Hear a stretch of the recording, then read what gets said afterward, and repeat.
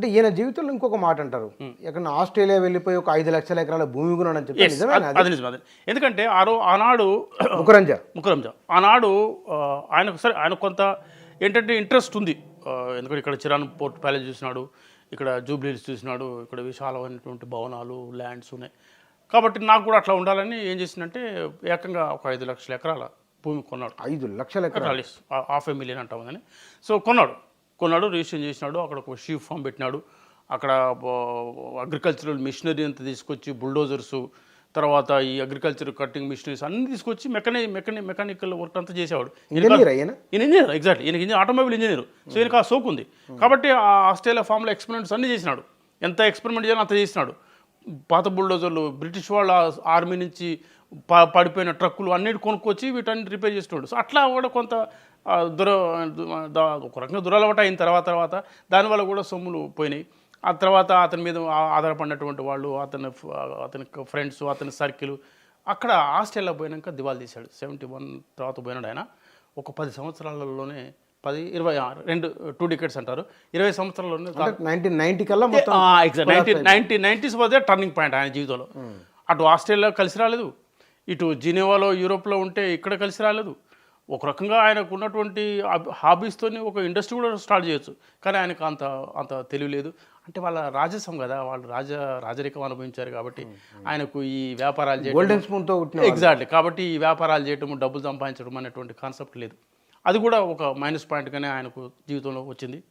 అయితే ఆస్ట్రేలియా పోయిన తర్వాత మాత్రం నిండా మునిగిపోయి ఇక పెళ్లి చేసుకున్నాడు. ఎవరన్నా అక్కడ చేసుకున్నాడు, మర్చిపోయాను. అక్కడ పోయిన తర్వాత ఇక్కడ ఇస్రా బేగం ఉండేది పెద్ద భార్య.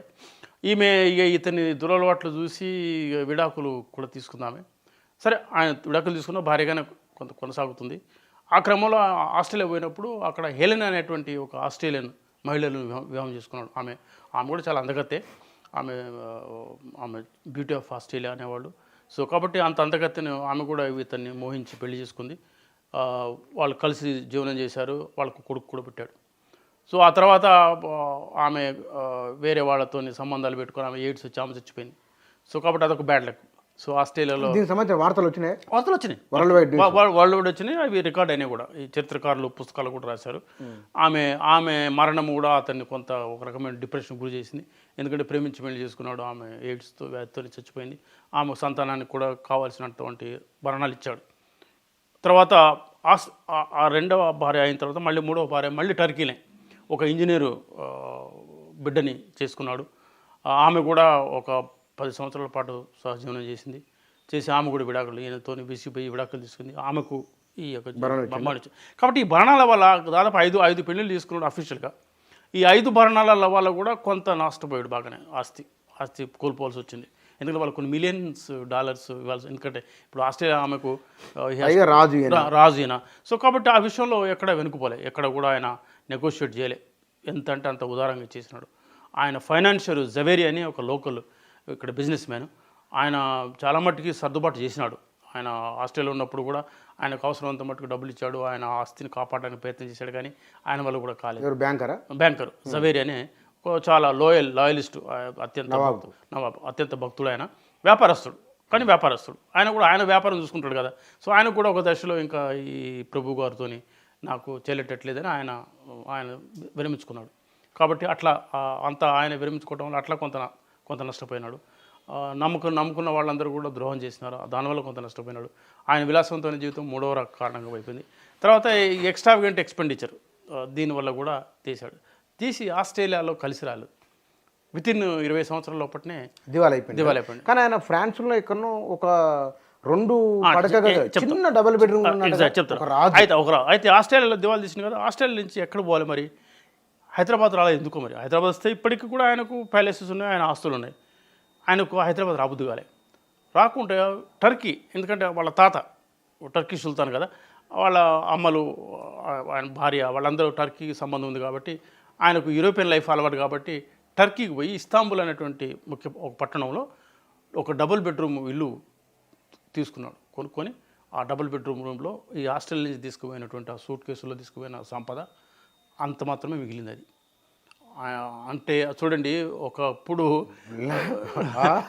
అంటే ఒక 2 పడకల గది, 2 పడకల అపార్ట్మెంటు, 100 గదుల సామ్రాజ్యం, ఇల్లు, ఇక్కడ ఇల్లు బంగ్లాలు బంగారు వదిలేసి అక్కడ వదిలేసి అక్కడ రెండు డబుల్ బెడ్రూమ్. అయితే ఈ విలేకరి ఈయన బ్రిజేస్కి అని ఆయన పోయి ఇంటర్వ్యూ చేసిండు. ఏమండి ఆయన ఆయన ఆయన మొకరంజమ్మని కలిశాడు. చాలా చాలా చాలా టైం పట్టింది, కానీ మొత్తాన్ని కలిసి ఏంటండి మీ జీవితము, మీరు ఇంత అత్యంత భోగవంతమైనటువంటి జీవితం, విలాసమైనటువంటి సంపద అవన్నీ వదిలేసి ఇక్కడికి వచ్చి ఈ 2 బెడ్రూములు ఇల్లు ఉన్నది. ఎందుకంటే అప్పుడు అంటాడు, ఏమంటాం, అది నా విధి, నా రాత. ఈ said use the word fate. ఇది నా ఫేట్, ఇది నన్ను ఇట్లా చేసింది అన్నాడు ఆయన.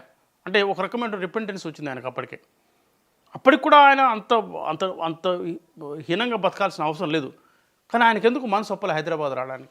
హైదరాబాద్ వచ్చి ఉంటే ఆయనకు ఆ భోగం అట్లాగే ఉండేది. కానీ మరి ఎందుకు హైదరాబాద్ రాలేదు నాకు అదే ఎవరు చెప్పలేము. మరి ఆ సైకాలజీ ఏందో మనకు అర్థం కాదు. కానీ ఆ టర్కీలో మళ్ళీ అదే ఇస్తాంబుల్లో, ఎందుకంటే ఆయన తాత తల్లు నుంచి ఉన్నటువంటి బాంధవ్యం ఉంది కాబట్టి అది కూడా సరే తన ల్యాండ్ అనుకున్నాడు. యాక్చువల్గా పుట్టి పెరిగింది ఇక్కడ. ఈ ల్యాండ్ కంటే కూడా బహుశా టర్కీని ఆయన ఎంచుకున్నాడు. ఎందుకంటే అది కొద్దిగా యూరోపియన్ లైఫ్కు దగ్గరగా ఉంటుంది కాబట్టి బహుశా ఆ దృష్టితోని టర్కీ పోయి ఉంటాడు. ఆ ఇస్తాంబుల్లో ఎవరు అనామకుడుగా చివరి దశలో ఆయన బతికాడు. అయితే ఒక మాట అన్నాడంట ఆయన, ఈ జెబ్రిస్కి అంటాడు, నువ్వు ఆయనకు చైన్ స్మోకర్, చైన్ స్మోకర్ మొదటి నుంచి కూడా చైన్ స్మోకరే. అయితే మీకు ఆరోగ్యం క్షీణిస్తుంది కదండి, మీరు ఇంత ఇప్పటికైనా కొంచెం తగ్గించుకోవచ్చు కదా అని అంటే ఆయన అంటాడు, మా తాత రోజుకు 11 గ్రాముల ఓపియం తినేటోడు, ఆయన 80 సంవత్సరాల పైన బతికిండు. కాబట్టి నేను ఇన్ని చైన్ స్మోకింగ్ చేసినా కూడా నేను కూడా బతుకుతాను. మా తాత బతకలేదు, నేను ఎందుకు బతకను అంటే అట్లా అన్నాడు ఆయన. అంటే చూడండి, అంటే రాజు ఆయన ఆయనదా అంటాడు, ఆయన తేజస్సము, ఆయన డిగ్నిటీ, ఆయన పర్సనాలిటీ అంత కోల్పోయినా కూడా ఎక్కడా కూడా మనిషి తన ముఖ కవళికలో కానీ నాతో మాట్లాడుతున్నప్పుడు కానీ అట్లా చూపించలేదు. తనే రాజస్వం అదే లో వాయిస్లో అట్లాగే మాట్లాడినాడు. కానీ డిగ్నిటీ మెయింటైన్ చేసి నాకు అర్థమైంది ఏంటంటే చాలా హీనాతహీనమైనటువంటి స్థితిలో ఉన్నాడు అనేటువంటి విషయం నాకు తెలిసింది. కానీ అది మనం చెప్పలేము. సో కాబట్టి అదొక అనుభూతి నాకు అని చెప్పాడు. ఇక్కడ కింగ్ కోటిలో ఉన్న ప్యాలెస్ వాళ్ళ పేరు మీద నజరీబాగ్ ప్యాలెస్ అంటారు దాన్ని. నజరీబాగ్ ప్యాలెస్ అది ప్రైవేట్ ప్యాలెస్. దాని మీద వివాదాలు ఉందంటారు. దాని ఇప్పుడు ఒకటి చూడండి, నజరీబాగ్ ప్యాలెస్ ఒకప్పుడు విశాలమైనటువంటి 11 ఎకరాల భవనం. అది